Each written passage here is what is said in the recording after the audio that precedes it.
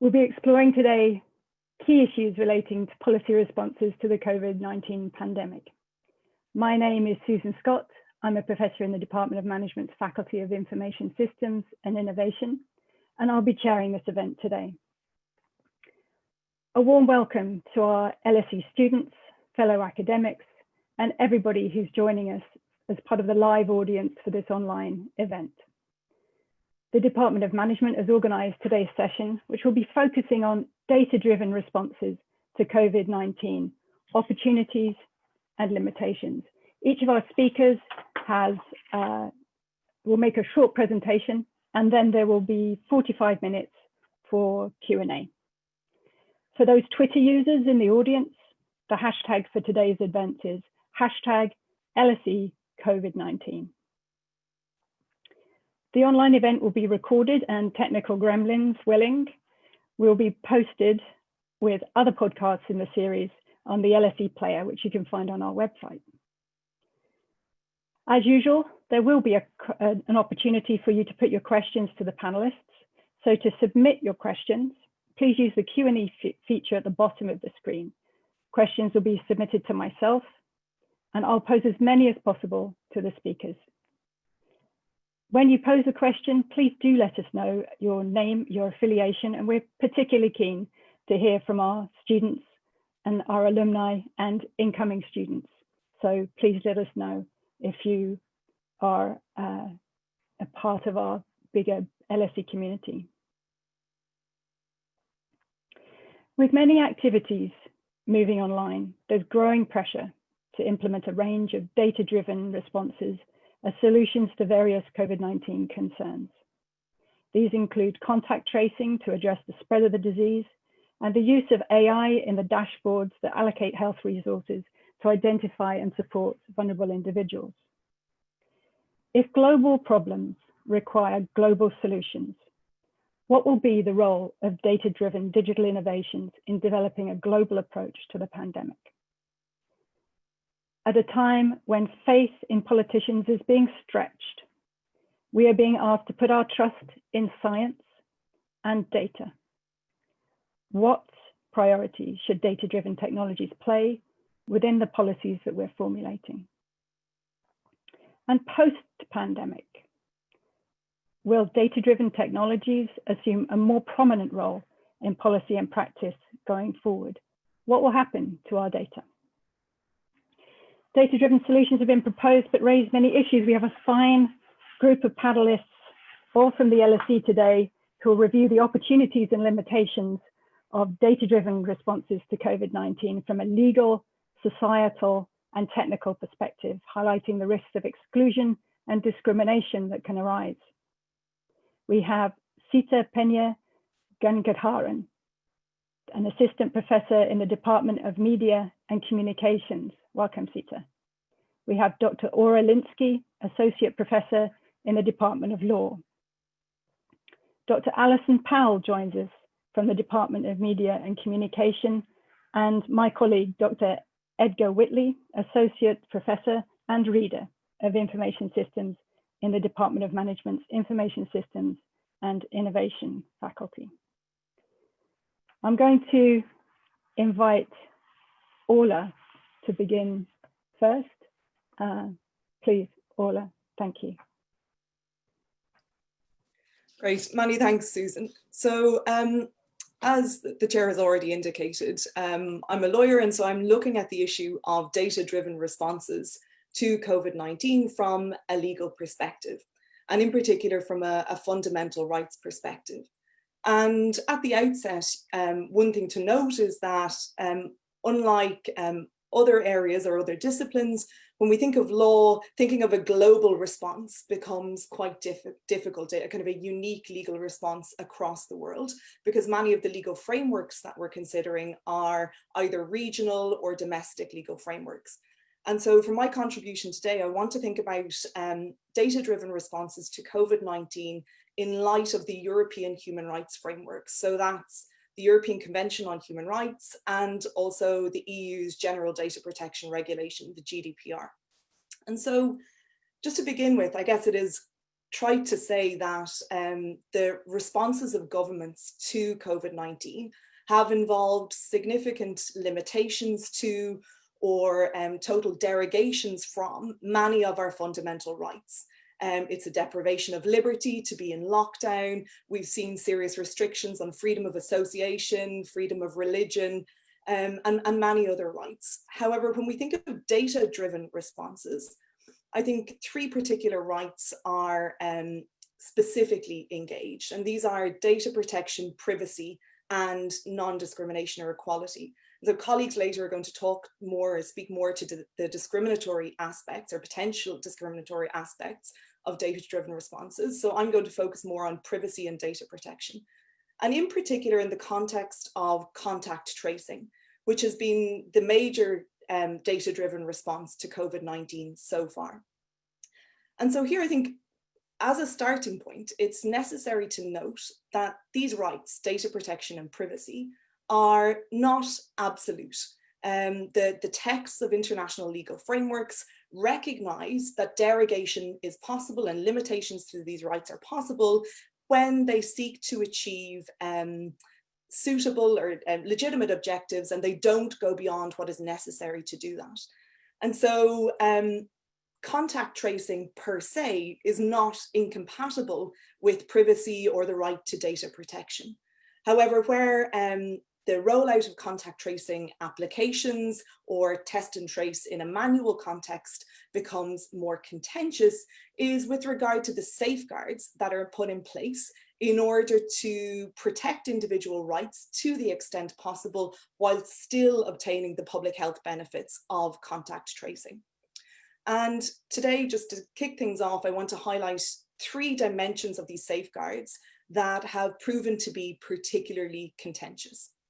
So we might say that contact tracing might be permissible, it might find a legal basis where there is consent from those who are engaging with contact tracing as an application, for instance, or on the basis of public health. So states can invoke a general public health clause to justify contact tracing. However, in so doing, in order to be compatible with fundamental rights, the measures taken need to be necessary in order to achieve the public health objective. And here, even within Europe, from the Council of Europe, which is responsible for the European Convention of Human Rights, and the European Union, we see that European courts differ as to how that necessity standard should be interpreted. So the European Court of Justice typically indicates that a measure has to be strictly necessary in order to achieve the stated objective, whereas the Council of Europe gives member states or signatory states a little bit more wiggle room. So the measure has to be somewhat more than useful, somewhat less than indispensable. But for both, what is clear is that in order for a measure not to go beyond what is necessary, safeguards have to be clear and precise, and they have to be provided for by law. Which brings me to the second issue, which is the potential need for legislation as a legal footing for contact tracing. And here I mean whether manual contact tracing or digital contact tracing via an app. And this has been something that's been particularly contentious in the UK. Those who are opposed to introducing legislation, that would include the Health Secretary, Matt Hancock, would say that the existing data protection framework provides suitable safeguards for individual rights and liberties. However, I think the counter argument, and one that I personally would propose, is that the existing framework sets out very broadly worded, flexible principles that require specification in a given context. So just to give one example at the moment, if we think of something like storage limitation, so that's the idea that when you process somebody's personal information, you only store that information for as long as is necessary to achieve the stated objective, and you anonymize that data as soon as possible. Well, here, if we look at the NHSX contact tracing app's data protection impact assessment, the quantity or the period of time for which data can be retained is not specified at all. And if we look at the privacy notice that accompanies manual contact tracing in the UK, which has been rolled out this morning, we see that data will be retained for 20 years where an individual reports symptoms to the NHS. This begs a significant question about whether data retention for that period of time is necessary to achieve the stated objectives. And so you can see how legislation fleshing out how these principles apply in a practical context is desirable. It provides legal certainty to those who are complying and engaging with contact tracing mechanisms. And it ensures and specifies those flexible kind of GDPR principles. Moreover, it is likely to promote trust. So as Harriet Harman, the chairperson of the Joint Human Rights Committee has indicated, ministerial assurances are simply not sufficient here to get the population on board with contact tracing. So a second safeguard, a necessary safeguard, I would argue, is legislation to specify all of these other rights. And then finally, we come to the issue of oversight. And again, this has been quite contentious. In the context of the digital tracing app, the digital contact tracing app in the UK, following some pushback after its initial announcement, the government created an ethics advisory board, which is a very welcome development, of course. However, the advisory board's role is just that, advisory. And there's been some kind of consternation expressed from within the advisory board about the fact that its recommendations do not need to be followed by government. However, this does beg the question about oversight in general of how contact tracing will be undertaken. And here, I think this is a role that could be undertaken by the Information Commissioner in the UK. However, as colleagues will, I think, discuss, many of the issues that data-driven responses give rise to can be linked back to data protection law, but some go to issues of digital exclusion, digital discrimination, which arguably go beyond the remit of a data protection commissioner. And perhaps we can talk about that later on. But you can see here, therefore, that there's at least some discussion to be had about who is appropriate as a regulator, as an actor, to oversee the compliance with human rights of these data-driven responses to COVID-19. So I'll stop there. Thank you, Orla. Having set the legal landscape, laid the legal landscape out for discussion, I'm going to move to Edgar Whitley to discuss the data governance and privacy implications of data-driven technologies from a privacy perspective. Over to you, Edgar.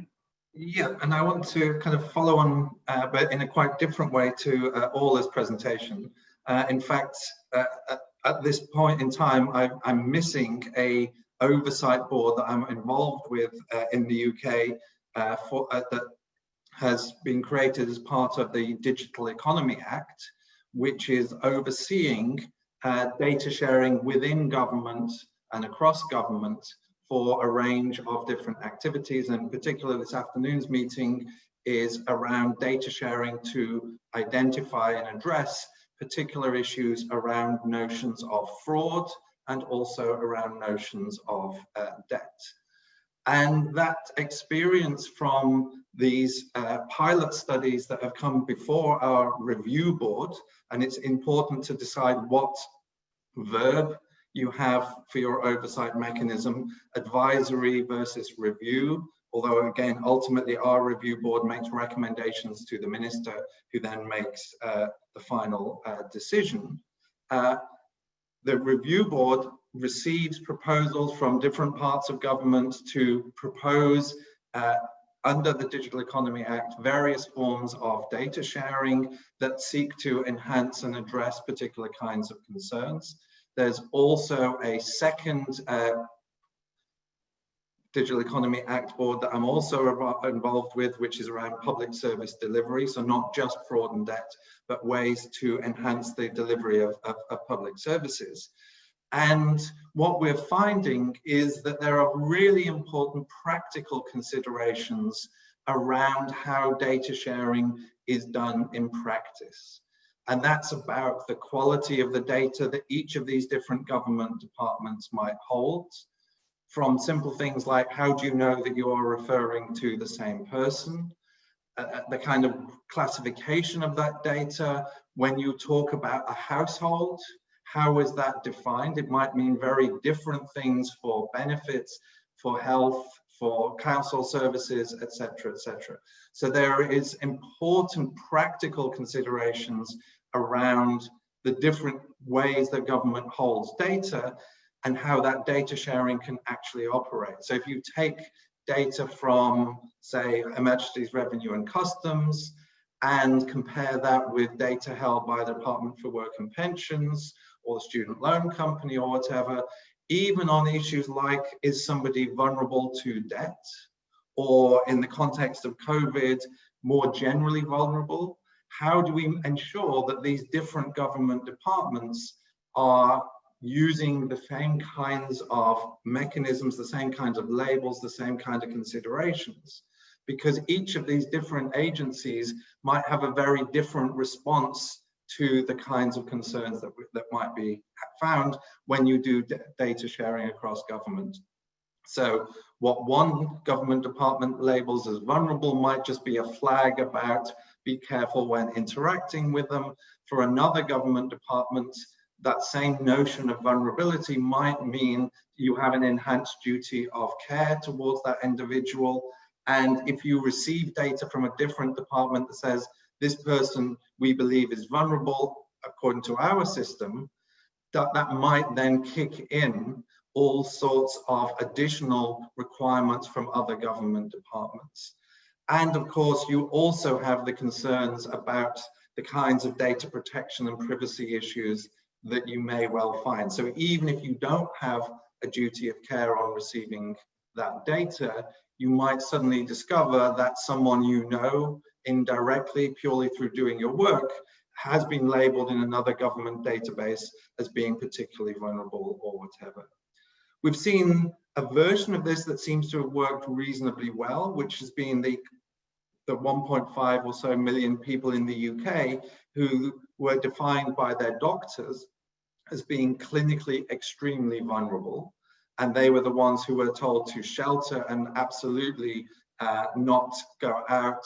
We're receiving food parcels organized by the local authorities, etc.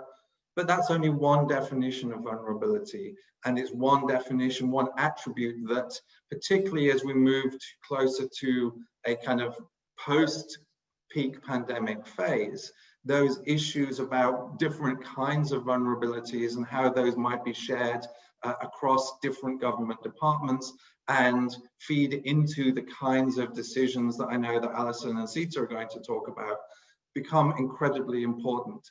And that data is not always of the best quality because historically we've not needed to rely on it too much, or we've relied on the fact that we didn't have legal opportunities to do data sharing that easily. So the fact that our data was not that clean, was a bit messy, was perhaps self-reported rather than checked, was much less of an issue. But if you start sharing data in order to address COVID type responses, then you start introducing all of these additional problems. So there's a whole series of practical considerations that we need to be fully aware of, rather than just believing that data is going to save us. And I'll stop at that point.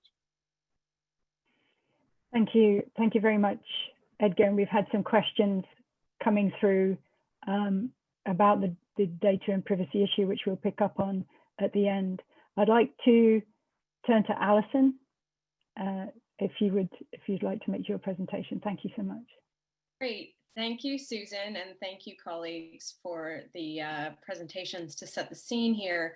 I'm going to talk specifically about data-driven responses and the associated ethical issues, wearing partly my LSE hat and also wearing the hat of that I'm wearing currently as the director of the Just AI Research Network on Data and AI Ethics, which is co-hosted with the Ada Lovelace Institute. So I want to talk a bit about how data-driven responses are unfolding, and I want to talk about 3 different technologies and their kind of socio-technical implications, including their ethical implications. And these are contact tracing, immunity certification, and the production of data-based dashboards. And what's interesting about all 3 of these technologies is that these are all structured around using data to respond to expanding infection and to reduce infection. So they're all driven in certain ways by using data to respond to something that we can only see through data, which is of course the spread of COVID-19. So this is a really interesting kind of data paradox, because we have the first data-driven pandemic. In a sense, we can't tell how quickly COVID-19 is spreading across an entire population without having quite a lot of data about how it's spreading. And we also can't have any notion of how we are going to respond without having quite a lot of data. And so this is why these kinds of technologies of contact tracing, immunity certification, and the creation of dashboards have become so important, because they all respond to the idea of what is measured is managed. Because decision-making and risk are now prospective and predictive, all of these decisions are made on what data is collected. So in the case of contact tracing, what data is collected is data about a positive test response, which is meant to indicate an infection with COVID-19, and the proximity of a person to another person.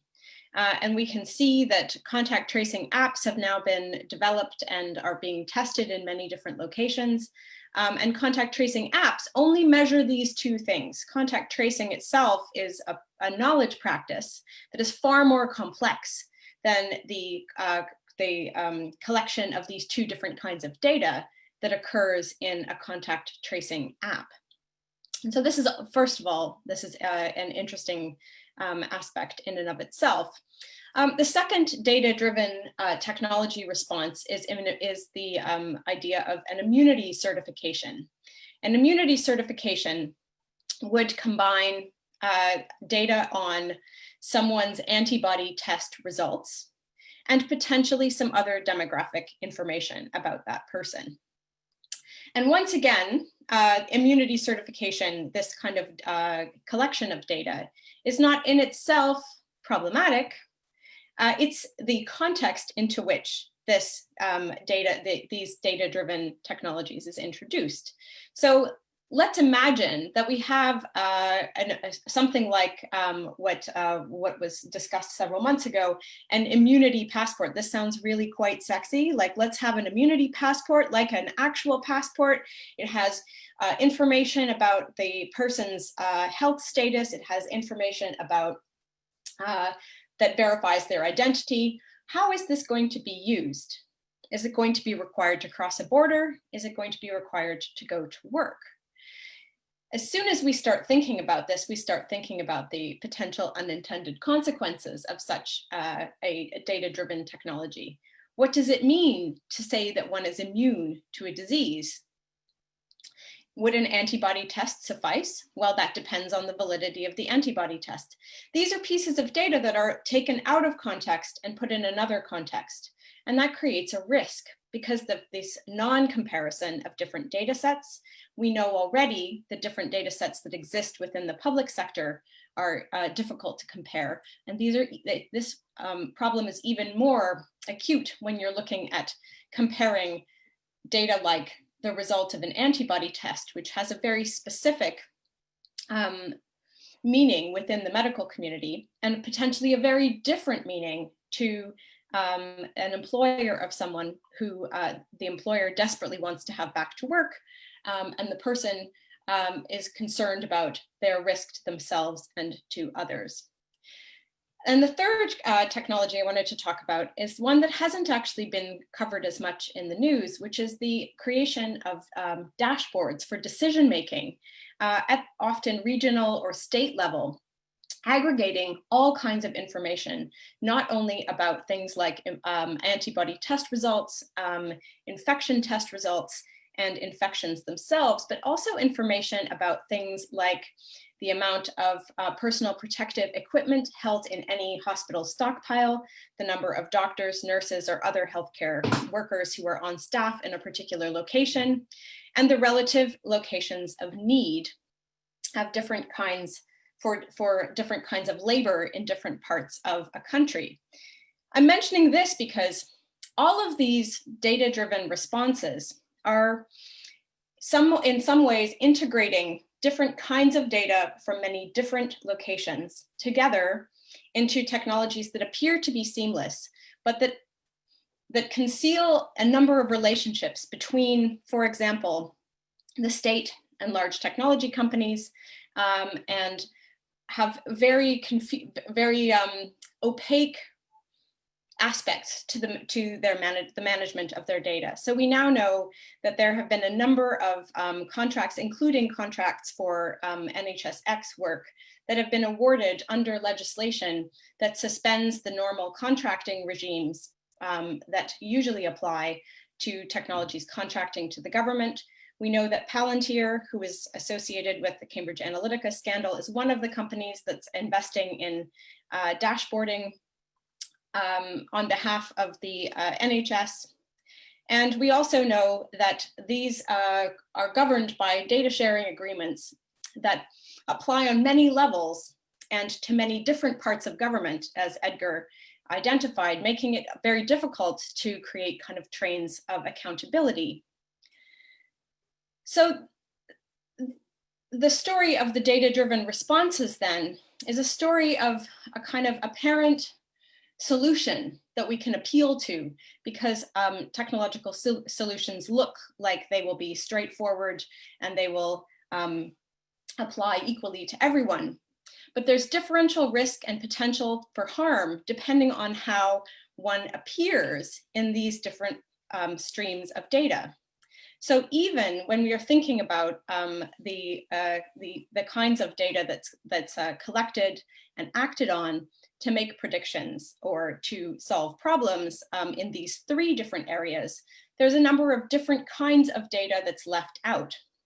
So for example, it's very difficult to identify the differential risk of people from different ethnic backgrounds in terms of their risk of infection. We know that many more Black and ethnic minority doctors, for example, have died of COVID-19 than doctors from other ethnic backgrounds. We also know that some of the other consequences of our current situation are not very well measured in the data that's used to develop these kinds of data-driven responses. So, for example, lockdown has created spikes in domestic violence, and economic harms seem to be accruing more frequently to women who have been furloughed more often and who perform more unpaid work at home. And of course, policing of lockdown measures has been suggested to be much harsher against Black and minority ethnic communities.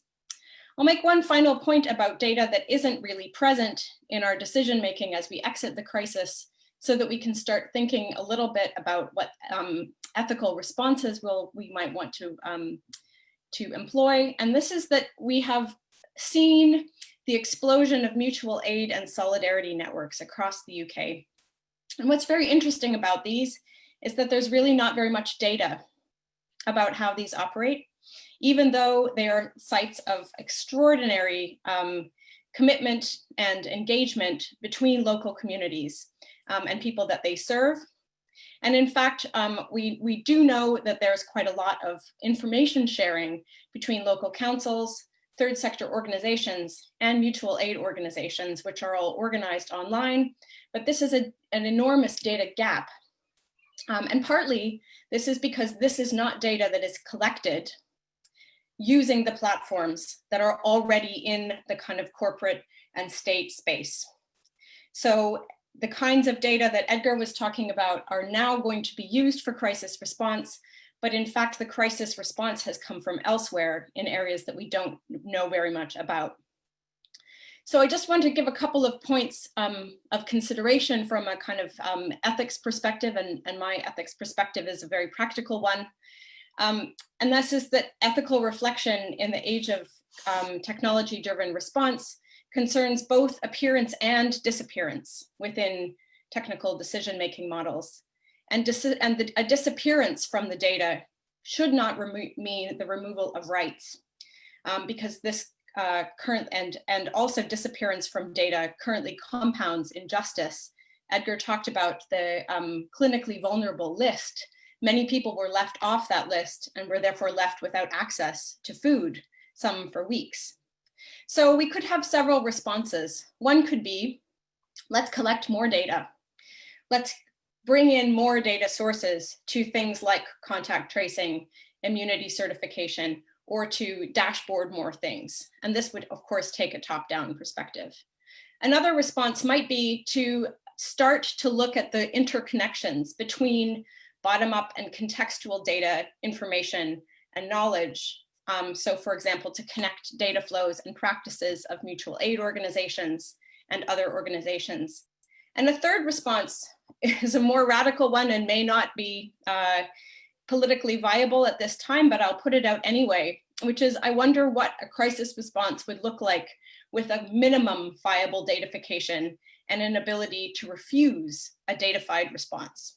Thank you. Thank you, Alison. We're now going to turn to Dr. Seeta Gangadharan for her presentation. Thank you, Seeta.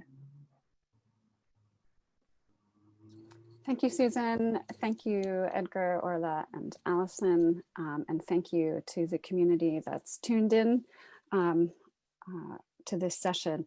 My name is Seeta Peña Gangadharan. I'm someone who writes about technological refusal and who works at the intersection of social, racial, and economic justice issues and thinking about privacy, surveillance, and data profiling.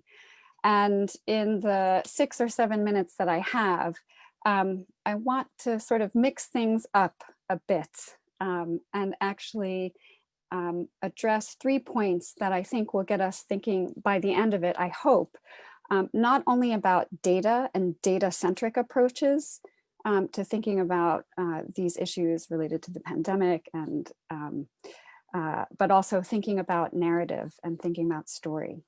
And to set us up, I want to read a poem, actually, of a colleague, Tawana Petty, that I work with at the Detroit Community Technology Project in the United States, who's been at the front lines of thinking about data-driven technologies and their impacts on marginalized communities in Detroit and across the country. And the poem is about being watched and still dying. I used to think tears cleansed the soul of trauma unbearable.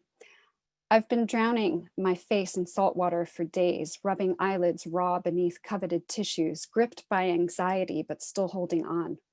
What's to come of a tomorrow where sorrow is weaved between fingers that can no longer touch, where the air is thickened by soot and virus? Someday they'll stop lying to us. Till then we survive. City pride on our shoulders, dodging bulldozers and shutoffs, school closings and roadblocks. To our elevation, we've been countering narratives for decades. Brilliant and Black, in full comeback, resistance, insisting our humanity be seen through our lenses.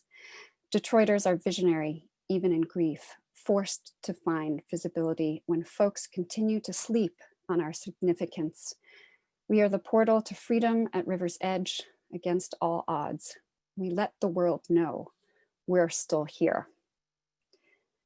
I begin with that poem partly because I recognize that this panel is about data-driven technologies and the COVID-19 response, but I think it's really important to further contextualize and build upon what some of my colleagues have shared, but really further contextualize how this response is playing out in many communities, especially marginalized communities, not only in the United Kingdom or the United States, but across the globe.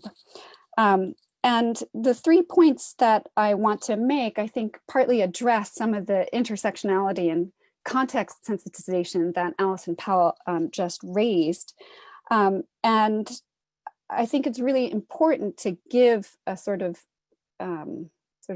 experiential or sort of lived understanding of what's happening in communities where the COVID response and the data-driven response may have not only differential impacts, but long-term consequences for how certain people and certain populations are included meaningfully in society and how they're excluded in society.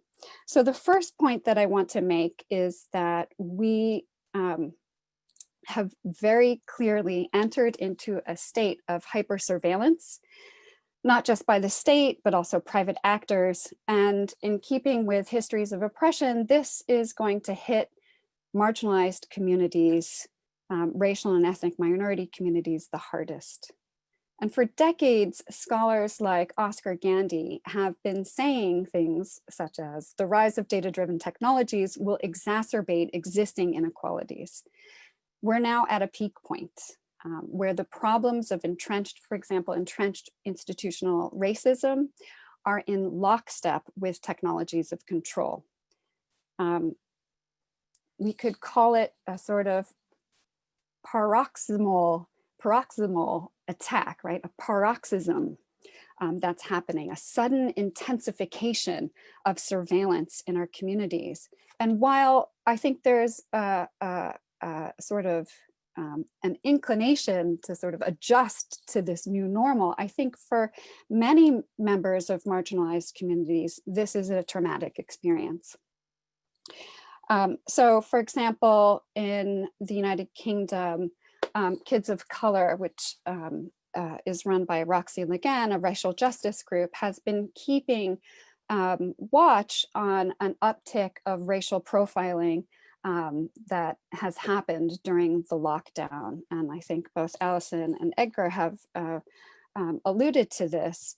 And they've noted that, you know, while, for example, the narrative around breaking lockdown has, at least up until this recent scandal with Dominic Cummings, has been sort of more celebratory, right? If you're going to break the lockdown for VE Day, somehow that's more socially acceptable than helping out, you know, an elder in your community or congregating for the reason of a religious reason, right? That the narrative around which ones of these kinds of practices is acceptable is highly differential.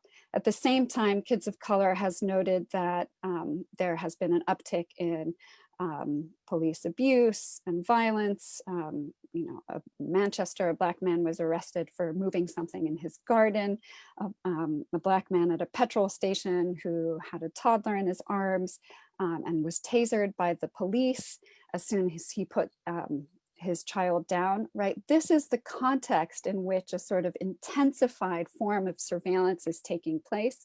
And I think if the lockdown has taught us anything, it's that, again, this sort of lockstep between institutionalized forms of oppression and surveillance is happening. Now, I think this brings me to a second point, which I think my colleagues have addressed as well, which is when we turn to data-driven technologies for solutions, right? When we rely on modeling, when we rely on sort of these predictive models, we are entrenching the power of private actors that sustain and support these technologies and the infrastructures to which they belong. And doing so fundamentally re-renders the very terms of democracy and democratic institutions. Once you're collaborating with Apple and Google or other companies at the scale that you are, right, that means that there is a different sense of accountability that or the terms of accountability have changed. And this refers to, I think, what colleagues in the Netherlands and in Canada, Roel Tabi, Seeta Gerses, and Martha Poon have referred to as the problems and the powers of computational infrastructure. So I'm deeply concerned with how quickly we seem to have accepted a society that in which almost everything we do will have to be technologically mediated. And I worry that the sort of propping up of this meta infrastructure that is now indispensable and inextricable from democratic institutions that govern us, that states have become more accountable to them than the other way around. And just to give you a sense of this idea of computational infrastructures, Tabi, Gerses, and Poon write that we're seeing a rise of categorically distinct type of infrastructure, something that is replacing what we used to think of as information and communication technologies, but is different. This second category of infrastructure, i.e. computational infrastructure, can be deployed onto common infrastructures to automate and augment workflows and management. So I concur with these authors and argue that the power of computational infrastructure is one that subverts the very principles of public infrastructure, common good, and collective welfare. When you're $1 trillion company, you don't really have to worry about those things when maintaining market dominance is a priority. Now, to the third point, and really quickly, and I hope we have more time to discuss this, as Alison brought up in terms of solidarity, and in my own writing on technological refusal, I think given the terms and conditions have changed in a datafied society, that we are going to absolutely see more and more ways in which communities, collectivities, groups are rethinking and reinventing collective action and civil disobedience, for example, to data-driven responses. And that is already happening on a small scale. Alison mentioned mutual aid societies, but I think specifically in relation to some of the problems that I've identified, right, racial profiling or discriminatory racial profiling, there have been attempts.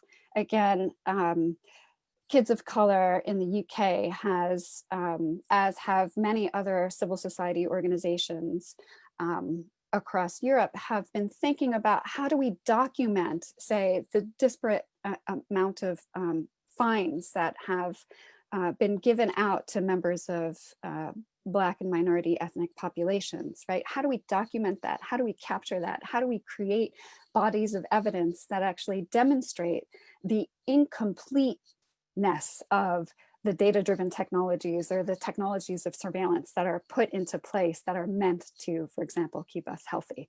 So in that spirit, I hope that we can think more broadly about data-driven technologies in relation to the larger context and the larger histories in which they're deployed, and think about how, in specific, these are tying in with histories of oppression and marginalization.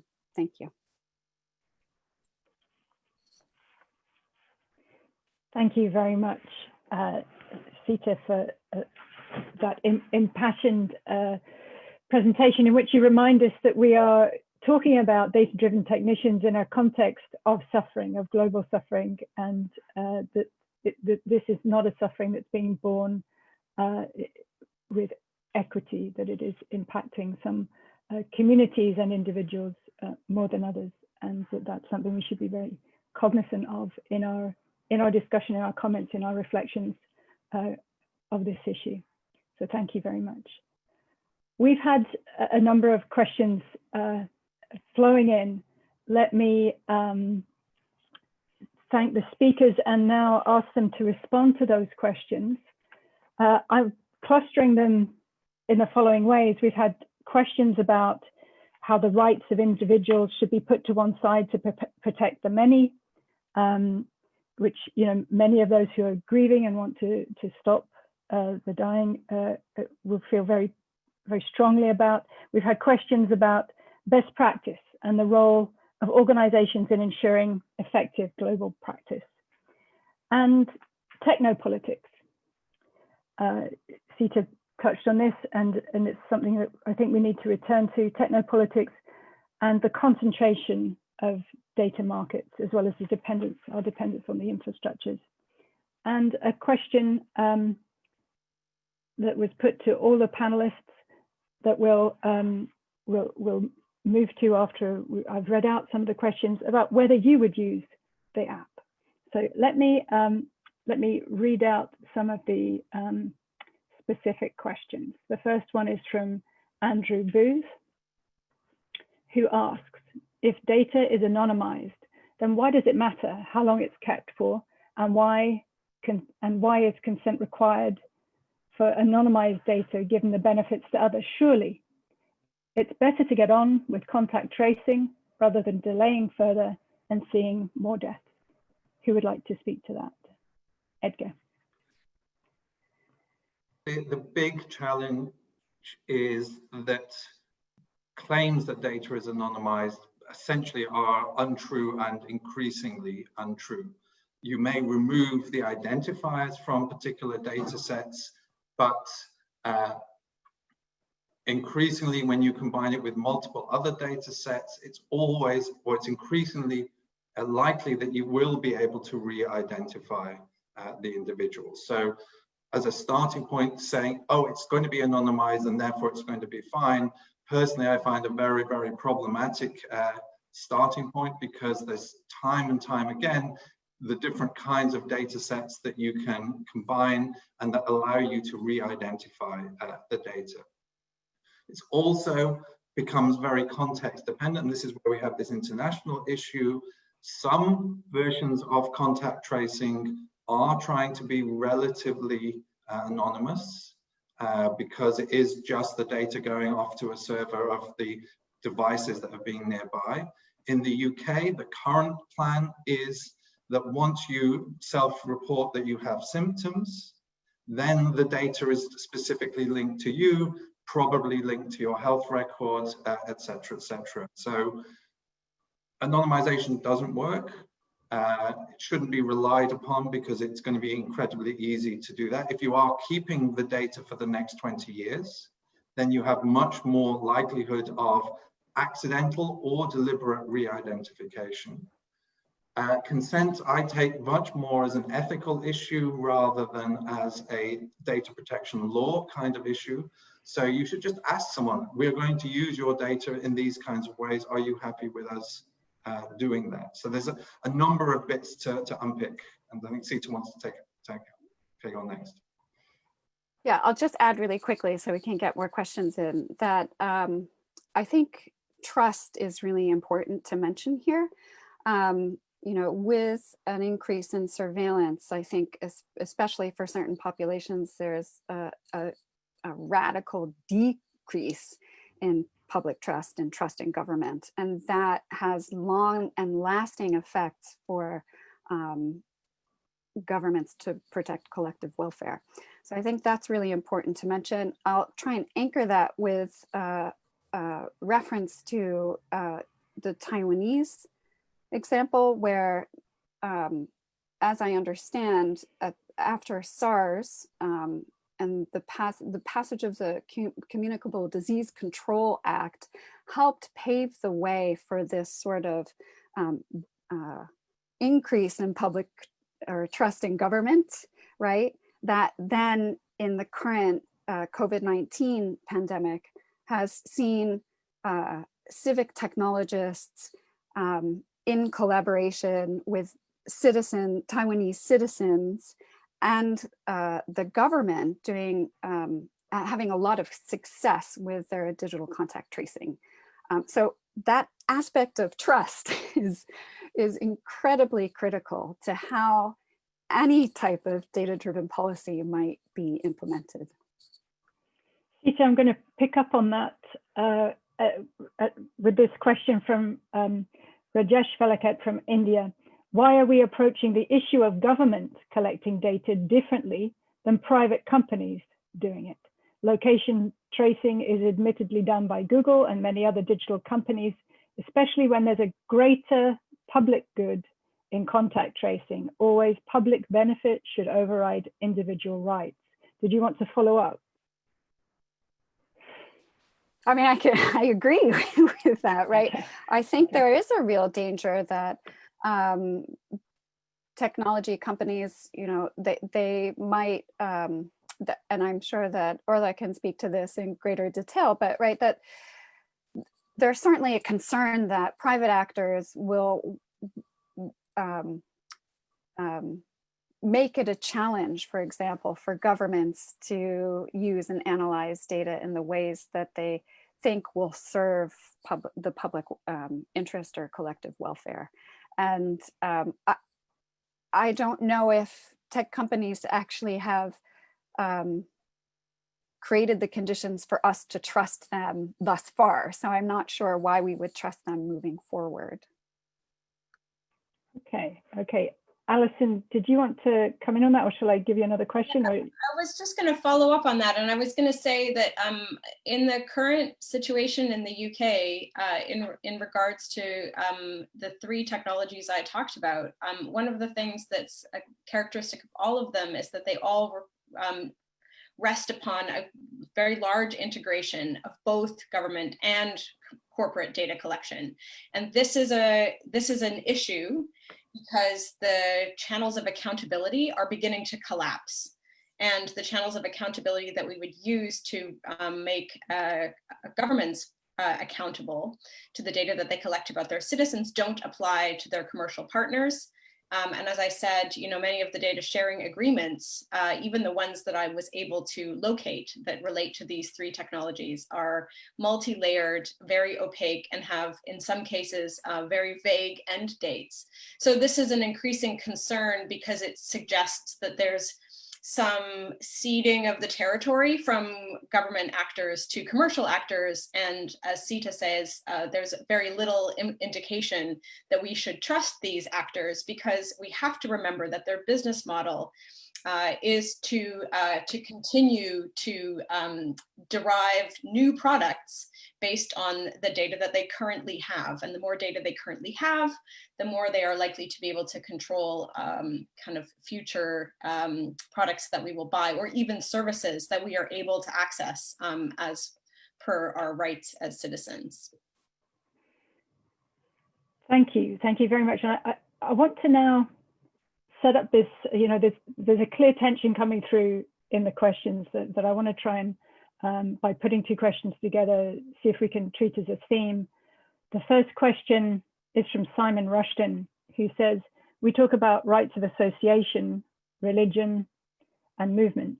However, it seems to me pointed that the right to life and health, for example, not getting infected by someone and dying, surely trumps those other rights. The example that he gives is driving while drunk, which used to be considered a right, and you were told just to use your common sense. In the 90s, we realized this was silly, and that we could stop people from dying and protect others. And he says, this is how democracies work, rules to protect others from our bad decisions, and wants to know how the panelists would like to respond to that. And I'd like to follow that up with a question from one of our alumni, Simeon Duckworth, LSE alumni, welcome, who says, what has the COVID pandemic revealed about the impact of concentration in data markets? Have Google, Facebook, and Apple made too much or too little data available? What could they or we have done better?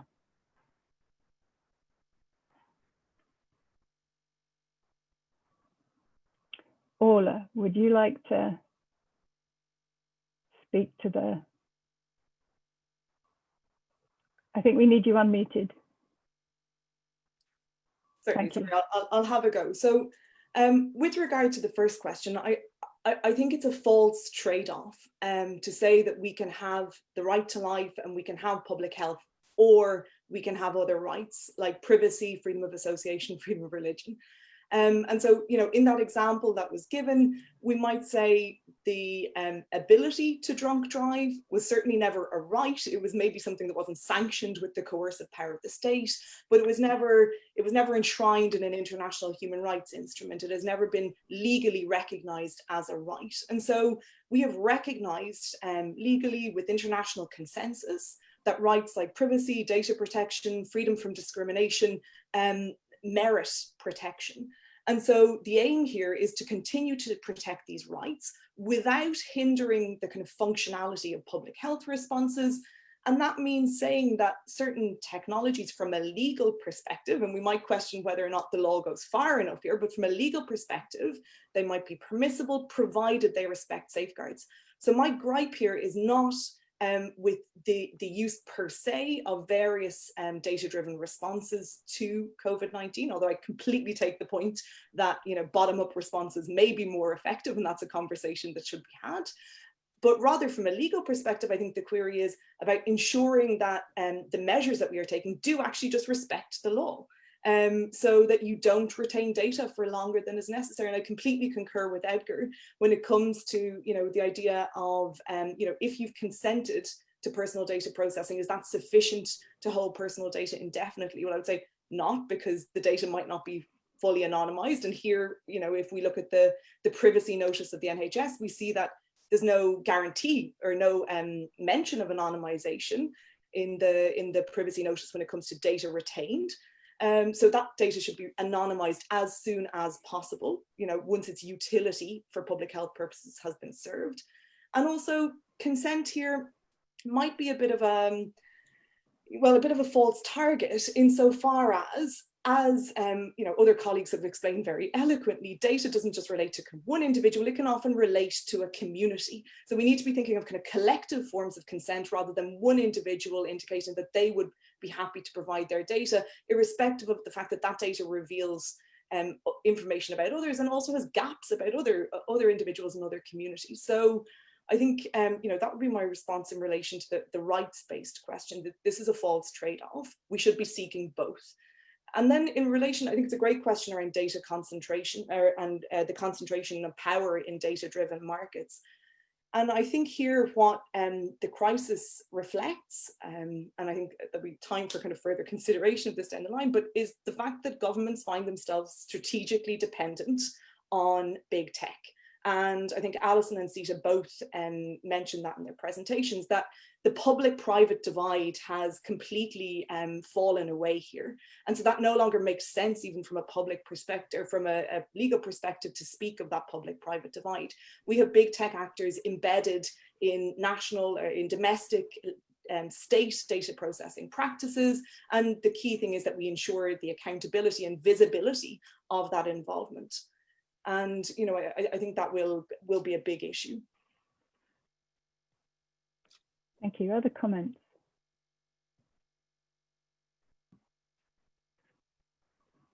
We have a question from Eldred Harrington, a senior research fellow of medicine at Queen Mary University of London. Thank you for your question.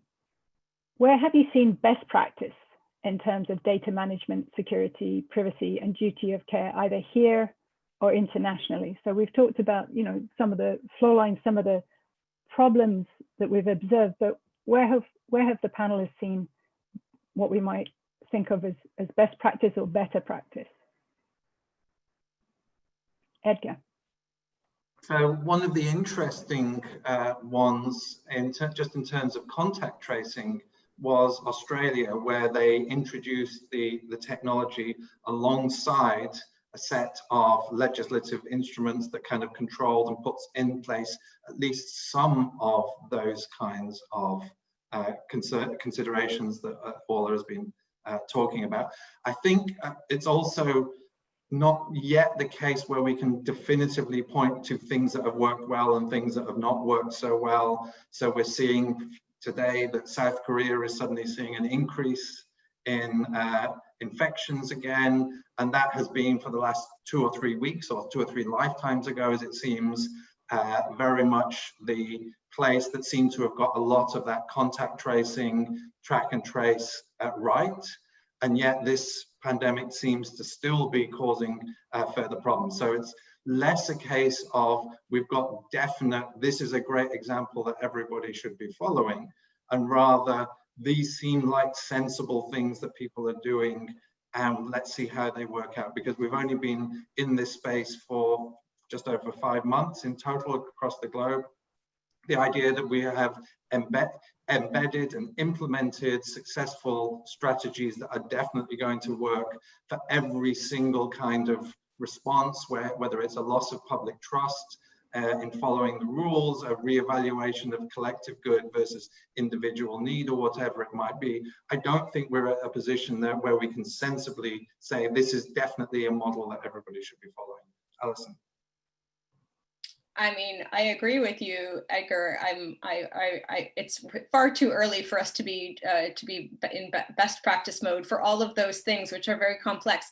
However, I would just like to point at some historical learnings we might wish to take, because one of the consequences of the lockdown was that it provided a potential opportunity for HIV transmission to be virtually eradicated in the UK.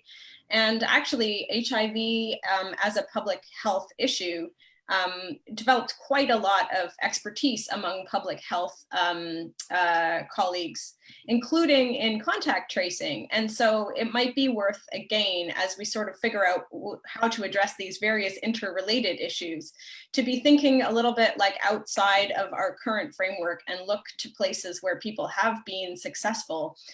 It was never imagined at the height of the HIV/AIDS crisis in the late 80s and early 90s that we would ever be in a position where this disease disease transmission was virtually completely stopped.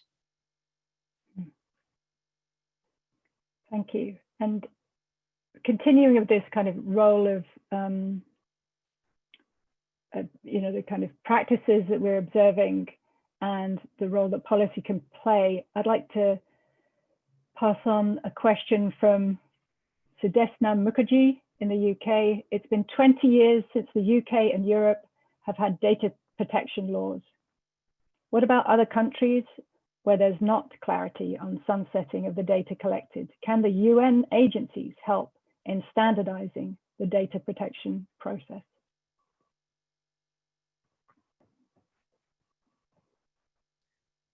I guess that's one for me.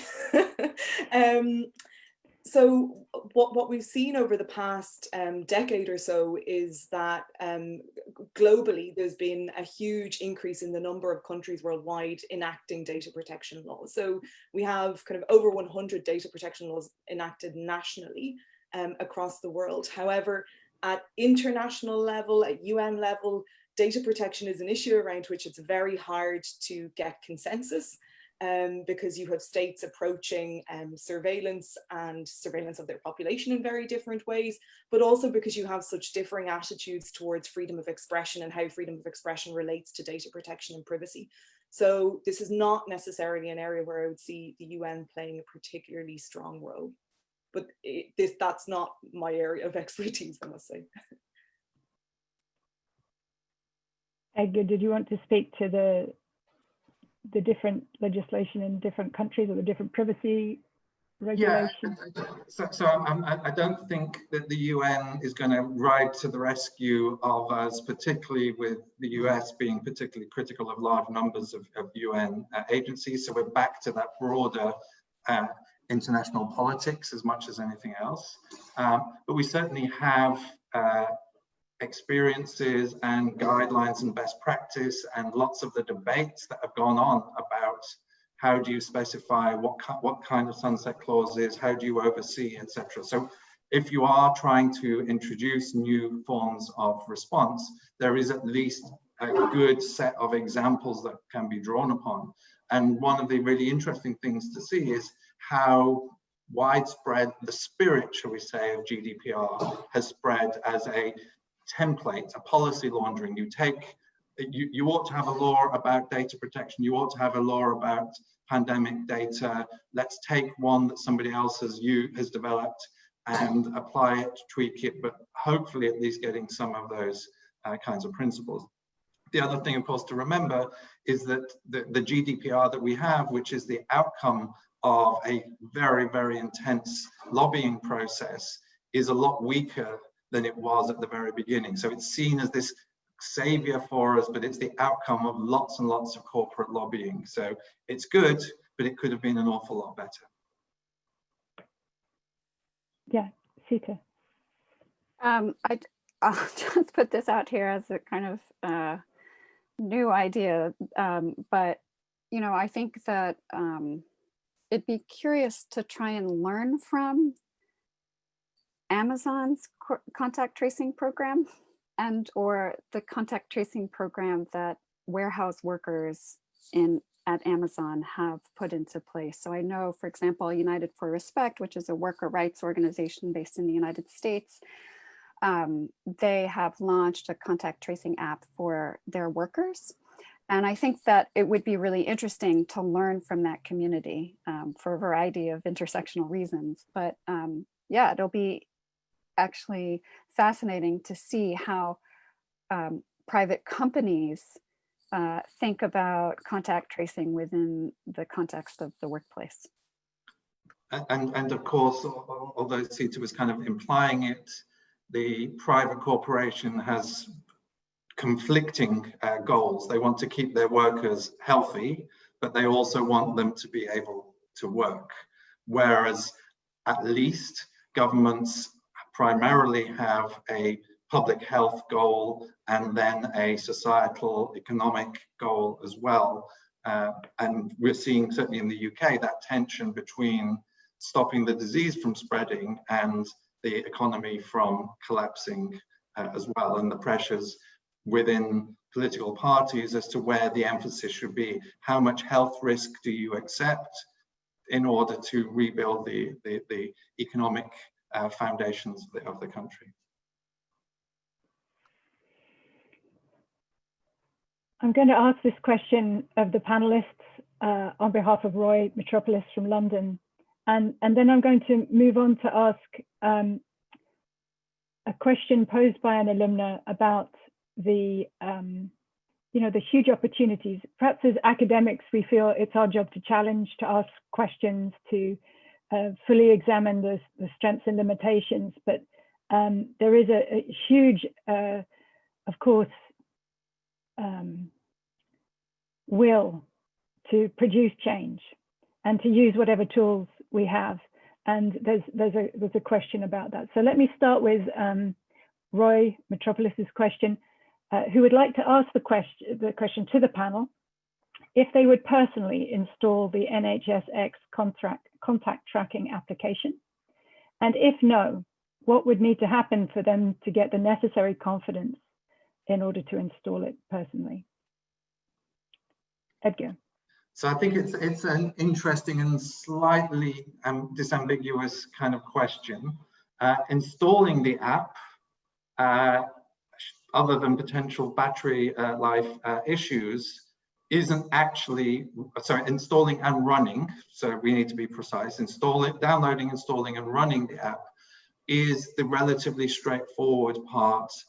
No harm to you whatsoever, because certainly for the UK version, the data is kept on your device that's under your control. The interesting dilemma arises if you come down with symptoms, if you think you have caught COVID in your walk to the shops or whatever it might be. And I think that's where the questions of reading carefully what's going to happen with your data, whether the app is going to be, how well the app is going to be tied in with the physical contact tracing that they are going to be doing. If you phone up the NHS and say, I think I've got symptoms, can I have a test? And they then want to say, well, who have you been interacting with? I think that becomes the more important question. So in terms of the question that was asked, yes, I'm happy to download it. In terms of, would I press submit my data via the app? I suspect it would be no different than if I had symptoms and I wanted a test to know whether I actually had the disease and I phoned up the NHS. But I'm not at that position, so I've not had to think through the practicalities of that decision for myself. Alison.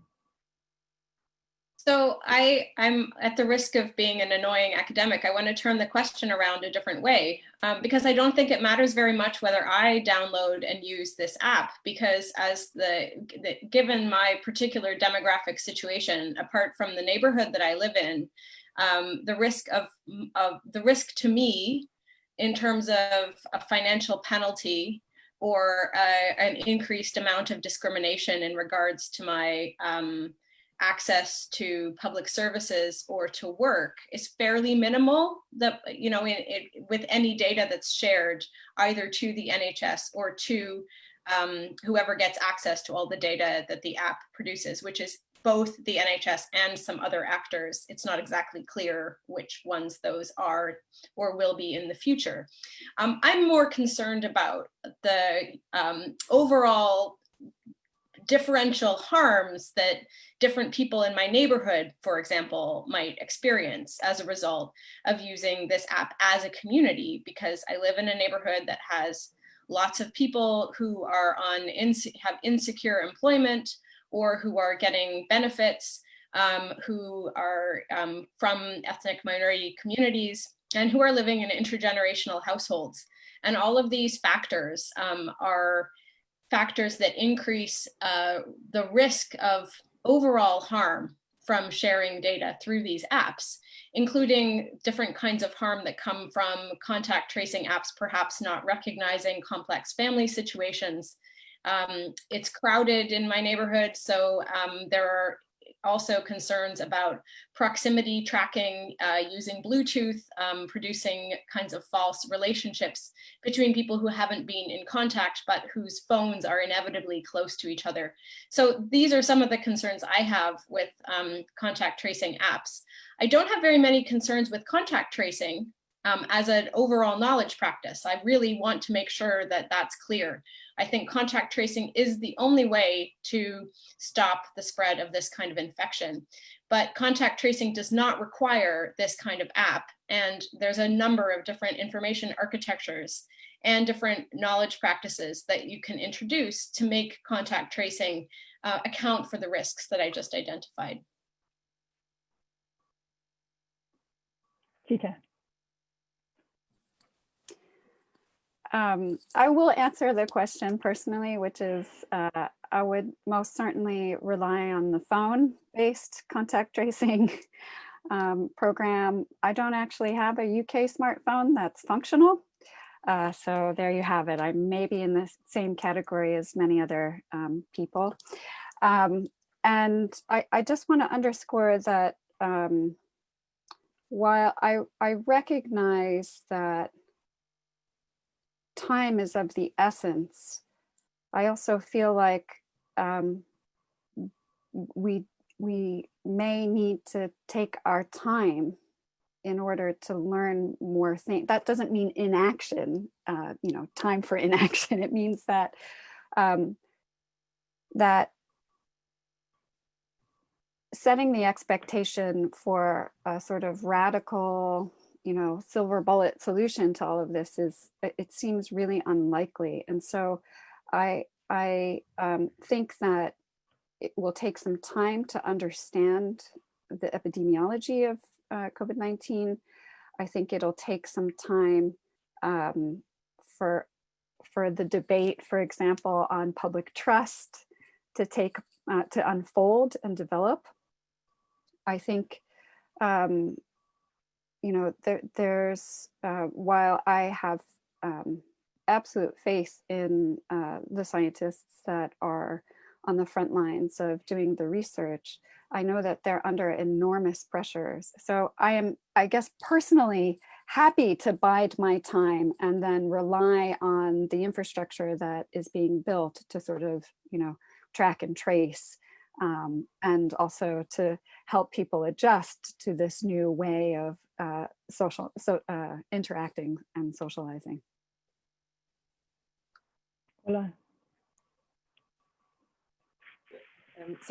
I might just integrate very quickly that, you know, I agree with Alison here that it's not really about whether I download the app, because I'm relatively confident my employer is not going to compel me to show the app every morning before I go into work. For instance, my immigration status is quite clear. So if this data is repurposed at a later date, and that is less likely to affect me individually. For me, however, in order to fully support and endorse the app, I would love to see safeguards against that kind of compulsion enshrined in law, and also the safeguards that individuals receive from data protection and privacy law specified in a legislative framework, because that is, I think, the only kind of cast iron guarantee that we will get that this data processing won't be kind of repurposed for other uses down the line. Thank you. Seeta, please. If I could just add something, which I think relates to what I had said earlier about Taiwan, and I'm scanning the Q&A, and I see there is actually a question from somebody from Taiwan, and about shortening the time it takes to sort of deal with all of this. And I would say that I am excited about and hopeful for sort of local organizing around public health that I think will augment and aid in the process of contact tracing. That sort of localized way of engaging in the crisis of a pandemic is going to become far more important. Thank you. Thank you very much for that. There's we're almost out of time, but there's a number of questions that I hoped we would get to. But in particular, I want to highlight this one from LSE alumna Vivian Grundy, an alumna in Paris, France, who says, "I feel we're overlooking the opportunities of data-driven responses in modernizing policy, keeping in mind concerns over data protection and privacy. How can we use the crisis as a springboard for